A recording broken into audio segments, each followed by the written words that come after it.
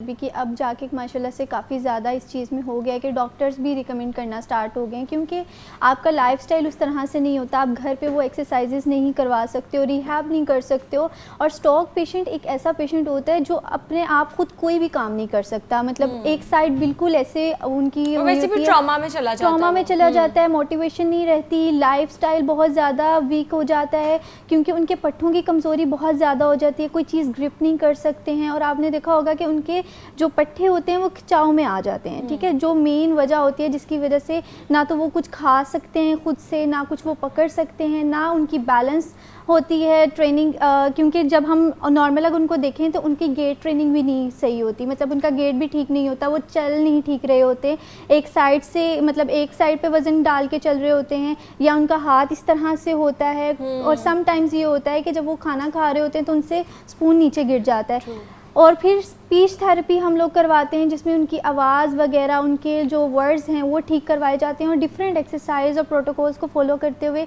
जो है ना स्ट्रोक पेशेंट को लाइफस्टाइल की तरफ लेकर आया जाता है। लेकिन अगर हम घर पे बात करें तो घर पे कुछ एक्सरसाइजेस हमें नहीं पता कि वो इनिशियली करवानी है कि नहीं करवानी। आप वीडियो कोई भी ओपन करके यूट्यूब से देख लोगे और उसको अप्लाई कर दोगे, माइट भी पॉसिबल उस टाइम पर उसकी ज़रूरत ना हो, ठीक है, क्योंकि इनिशियल फेज़ पे पेशेंट बहुत ज़्यादा वीक होता है, उसकी कोऑर्डिनेशन अच्छी नहीं होती, उसका बैलेंस मेंटेन नहीं होता, और ना ही वो की कंडीशन में होता है कि वो इस चीज़ को आगे से लेके चले, खुद से कुछ भी नहीं कर सकता। बिल्कुल, क्योंकि इनिशियल फेज़ पे आपका फिजियोथेरेपिस्ट के पास जाना बहुत ज़रूरी है। हाँ, वो अगर होम प्लान आपके लिए डिसाइड करता है, आपको रिकमेंड करता है, फिर उसको आप फॉलो करें साथ साथ, ठीक है। With the passage of time her cheese time taking होती है, वो जो रिकवरी है फिर स्टार्ट हो जाती है, ठीक है। अच्छा, ये बताएं कि अमूमन होता कैसे है ये, क्योंकि स्ट्रेस भी इसमें एक मेजर फैक्टर है, तो कौन कौन सी चीज़ें हैं जो जिनकी वजह से ये होता है? अच्छा, अगर मेडिकली टर्म से देखें ना तो स्ट्रोक की वजूहात ये होती हैं कि आपका जो है ना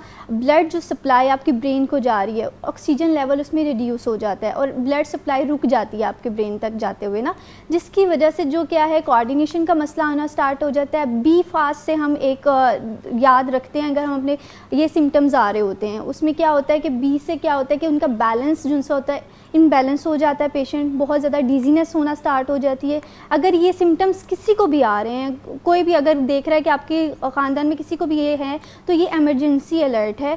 तो इसमें आपको क्या करना होता है, अगर कोई भी पेशेंट फील कर रहा है कि उसको डिजीनेस हो रही है, उसका बैलेंस मेंटेन नहीं हो रहा, वो चक्कर आ रहे हैं उसको प्रॉपर्ली, तो आप देखें कि उसकी जो विजन है वो तो नहीं जा रही, ठीक है। ई से क्या होगा कि हमारी जो आईसाइट है उस पर बहुत ज़्यादा इफेक्ट होता है जो स्ट्रोक पेशेंट्स होते हैं। फिर उसके बाद जो अगर हम देख लें कि उनका जो एक साइड होती है फेस की वो ड्रॉप हो जाती है, ठीक है, उनका टेढ़ा हो जाता है मुंह। फिर उसके बाद अगर हम उनको देखें तो उनकी जो है आर्म बहुत ज़्यादा वीक हो जाती है, उनकी स्ट्रेंथ बहुत ज़्यादा कम हो जाती है। उसके अलावा देखें तो उनका बोला नहीं जाता, मतलब वो ऐसे आ करके बोल रहे होते हैं, ठीक है, इस तरह से उनकी स्पीच जो सी है उसमें प्रॉब्लम आ रही होती है। और फिर टी से ये होता है कि फ़ौरन से इमरजेंसी कॉल करें, ये सोचे समझे बगैर कि भाई शायद ये इस वजह से हो रहा है, उस तरह से हो रहा है, क्योंकि हमारे यहाँ पे ना कोई भी इमरजेंसी हो फर्स्टली एक दूसरे की वीडियोस बनाना स्टार्ट कर देते हैं या फिर आपस में डिस्कस करना स्टार्ट करते हैं कि इसका क्या सोल्यूशन है। तो इस लिहाज से ये तमाम चीज़ें जो सी हैं ना बहुत ज़्यादा मैटर करती हैं, और ये अच्छी नहीं बात है कि कोई इमरजेंसी में है आप उसको मेक श्योर करें, एम्बुलेंस को बुलाएं और उसको हॉस्पिटल में। अब कौन से हॉस्पिटल में भेजना है स्ट्रोक वाले पेशेंट को, ये भी बड़े मसले होते हैं कि अगर आम इमरजेंसी में आप लेके जा रहे हो वहाँ पे सीटी स्कैन की फैसिलिटी अवेलेबल नहीं है तो कोई फ़ायदा नहीं है वहाँ पे। अगर वो वहाँ पे कोई न्यूरो सर्जन नहीं अवेलेबल, वहाँ पे नहीं कोई रिहैब करने वाला या फिजियोथेरेपिस्ट नहीं अवेलेबल, तो फिर ये जो सी है डेथ भी कॉज कर सकती है पेशेंट। ओके। और अक्सर हम देखते हैं हमारे घर में अगर किसी को हो जाए, कोई एल्डर्स हैं, हम उनको देखते हैं कि मसला हो जाता है तो उनको जो संभालना है ना उसकी समझ ही नहीं आती लोगों को कि किस तरह हमने उसको संभालना है और हमने कैसे उनका ख्याल रखना है, क्योंकि वो थोड़े से क्रैंकी भी हो जाते हैं, थोड़े सा मूड भी दिखाते हैं और ऑब्वियसली वो एक शॉक में चले जाते हैं, ट्रॉमा में चले जाते हैं, अक्सर उनका बाजू नहीं काम कर रहा होता। और जैसे डॉक्टर ने आपने बताया उनका फेस जो है वो एक साइड से टेढ़ा हो जाता है, उनसे बोला नहीं जाता। तो इस हवाले से भी हमें डॉक्टर ने आप बताएं, इजी एक्सरसाइजेस भी बताएं, उनको हमने कैसे प्यार से, अटेंशन से, केयर से उनको डील करना है वो भी हमें बताएं। देखिए, उनकी मेमोरी लॉस हुई होती है, जो स्ट्रोक पेशेंट होता है उसकी मेमोरी स्ट्रांग नहीं होती है, वो चीज़ें भूल भी जाता है, इवन दो कि वो खाते खाते भूल जाता है कि उसने वो खाना खा रहा है, ठीक है। तो आप स्टार्टिंग जो एक्सरसाइज करवा सकते हो वो थोड़ी सी आप ये कह लें कि बहुत ज़्यादा हार्ड एक्सरसाइज नहीं होनी चाहिए, वो इजीली कर सके। फॉर एग्जांपल आप देखें कि बिहेवियर कैसा है पेशेंट का, क्या वो एग्रेसिव है, क्योंकि ये वजूहात होती हैं। ज़्यादातर जो स्ट्रोक होता है वो हाइपरटेंशन के पेशेंट्स में बहुत ज़्यादा होता है, ठीक है। जो लोग प्रॉपर्ली मेडिकेशन नहीं लेते, जिनका हाई ब्लड प्रेशर बहुत ज़्यादा रहता है, उसमें स्ट्रोक के ज़्यादा चांसेस हैं। किडनी जिनको इश्यूज़ रहते हैं, अगर वो मेडिकेशन प्रॉपर्ली नहीं देख रहे, उसमें भी स्ट्रोक का जो है रिस्क बढ़ जाता है। रेड फ्लैग्स में बता रही हूँ। कॉलर है, उनका भी सवाल लेते हैं। अस्सलाम वालेकुम निदा। वालेकुम सलाम। जी निदा, कहाँ से बात कर रही हैं और क्या सवाल है आपका? मेरा ये सवाल है, मैं खानेवाल से बोल रही हूँ।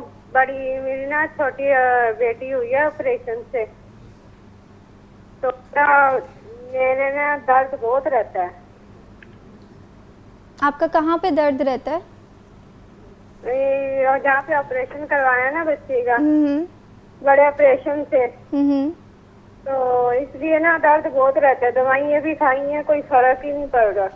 अच्छा, पता है क्या होता है कि हमारे यहाँ पे बहुत ज़्यादा एक मिथ बनी हुई है कि आपने सिर्फ गायनी को, अगर आपका ऑपरेट हो गया है तो उसके बाद आपने जो है ना फिजियो को नहीं वो रिकमेंड करते, जबकि फिजियो रिहैब बहुत ज़्यादा ज़रूरी होती है ख़वातीन के लिए। आफ्टर सी सेक्शन जो है कॉन्ट्रैक्चर बन रहे होते हैं, बहुत ज़्यादा पेनफुल होता है, वो पेल्विक जो आपके मसल्स हैं बहुत ज़्यादा वीक हुए होते हैं। तो पेल्विक फ्लोर जो स्ट्रेंथनिंग एक्सरसाइजेज हैं, कोर एक्सरसाइजेज हैं, हम वो गाइड करते हैं। वो पेशेंट खुद से ना तो कोई घर पे करवा सकता है जब तक आप किसी ट्रेनर के पास नहीं जाएंगे। वो आपको बताता है कि आपके पेल्विक फ्लोर के लिए क्या बेहतर है, क्योंकि इसमें बहुत सारी यूरिन की इश्यूज़ आ जाते हैं। जो पेशेंट होता है, जैसे अभी बता रही हैं कि मुझे पेन नहीं ख़त्म होती, माइट भी पॉसिबल कि उनके जो मसल्स हैं पेल्विक के बहुत ज़्यादा वीक हो गए हों और उस तरीके से वो जो है वो रिटेन ना कर पाएँ स्ट्रेंथ। तो इसलिए जो है ना फिजियो रिहैब बहुत ज़्यादा ज़रूरी होती है। आप फिजियो को विज़िट करें, उसमें ये होगा कि हम लोग कोर स्ट्रेंथनिंग करवाते हैं। आपका जो बैक पेन होता है बहुत ज़्यादा ख़वातीन को होता है, वो कम हो जाता है। फिर उसके बाद हम डिफरेंट एक्सरसाइजेज बताते हैं जो आप घर बैठे भी कर सकते हो, लेकिन उससे पहले मेक श्योर करें कि फिजियो से डिस्कस करें। वो आपको प्रॉपर्ली असिस्ट करेगा, वो प्रॉपर्ली उसके अकॉर्डिंगली ट्रीटमेंट प्लान बनाएगा। एंड देन जब आप उसको फॉलो करेंगी ना, तो आपके मसल्स जो उनसे हैं उनमें स्ट्रेंथ आएगी और आपको ये जो यूरिन का है इश्यूज़ वो भी ख़त्म हो जाएंगी, जो पेन है। और ये भी देखना चाहिए कि जब आपका सी सेक्शन होता है, ज़ाहिर ऑपरेट हुआ है, तो वहाँ पे आपकी कोई पस वगैरह ना हो। और या फिर ये भी होता है समटाइम्स हम लोग नहीं ध्यान दे रहे होते, हम रेगुलरली वैसे ही अपनी ज़िंदगी गुजार रहे होते हैं कि नॉर्मल है, ठीक है, दर्द हो जाएगा, पेन किलर खा लेंगे। नहीं, आपने इसको फिजियोथेरेपी से रिहैब करवाना है। बहुत सारे कम लोगों को पता होता है, इस वजह से वो सोचते रहते हैं कि इसको हम दर्द को कैसे कम करें। बिल्कुल ऐसे। अच्छा, आप एक्सरसाइजेस बता रही थी, तो जी वो बताएं। उसमें ये है कि हमारे पास जो स्ट्रोक का पेशेंट होता है, तो स्टार्टिंग में अगर हम बात कर लें तो हम उसे कहेंगे, क्योंकि उसका या तो इस तरह से हाथ बहुत ज़्यादा होगा, और हम उसे कहेंगे कि अपनी जो हैंड मूवमेंट है उसको सही कोऑर्डिनेशन करें। ठीक है, सबसे पहले हम पेशेंट की स्ट्रेट करेंगे हैंड को। ठीक है, ये खुद से करवानी होगी, पेशेंट खुद नहीं करेगा क्योंकि उसके अंदर इतनी कैपेसिटी नहीं है कि वो खुद से करे। हमने एक हैंड उसका स्टार्टिंग में उसको होल्ड करवा के इस तरह से अपवर्ड करवाना है, फिर आराम आराम से आपने उसको कहने नीचे लेकर आओ, उसको आपने गाइड करना है।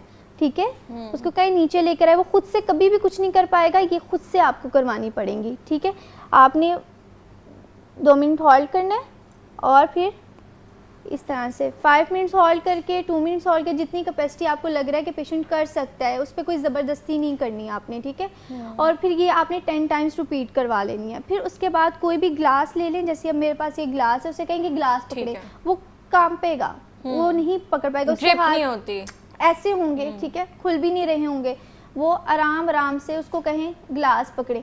आप कोशिश करें उसको डेली लाइफ की जो एक्टिविटीज़ वो परफॉर्म कर रहा है ना, रोज़ की कंघा करना, ग्लास पकड़ना, खाना खाना, उसकी वो वाली एक्टिविटीज़ ये भी उसकी एक्सरसाइज में कंसीडर होती हैं स्टार्टिंग में।